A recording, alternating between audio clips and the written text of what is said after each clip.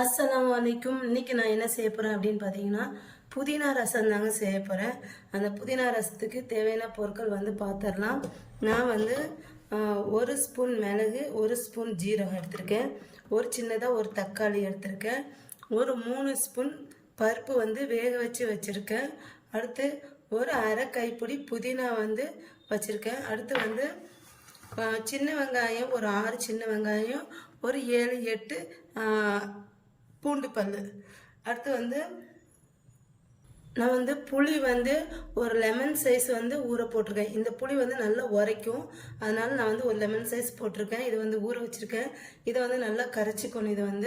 அடுத்து இந்த வெங்காயத்தையும் இந்த பூண்டையும் நல்லா தட்டி வச்சுக்கணும். அடுத்து இந்த மிளகு சீரகத்தை நல்லா பொடி பண்ணி வச்சுக்கணும்.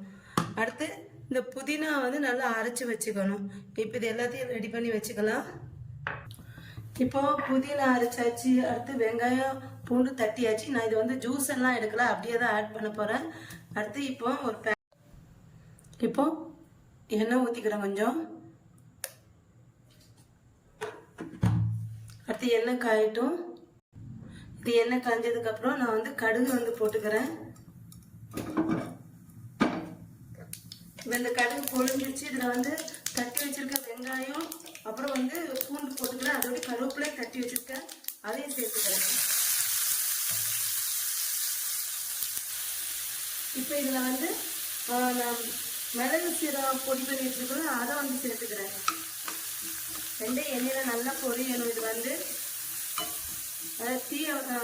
தீயை கொஞ்சம் குறைச்சி வச்சுக்கோங்க ஃபுல்லாட்டு. அடுத்து இதை நான் தக்காளி சேர்த்துக்கிறேன். தக்காளி கரையெல்லாம் வேண்டாம், அப்படியே முசுமுசுலாம் ஒன்றும் பிரச்சனை இல்லை, நல்லா இருக்கும் பார்க்குறதுக்கு. அது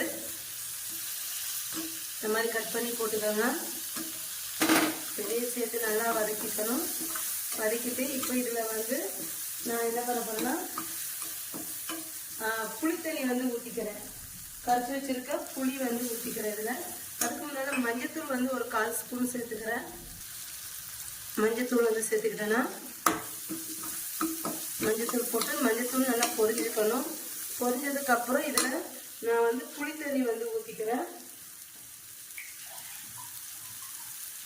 புளித்தண்ணி ஊற்றிடலாம்.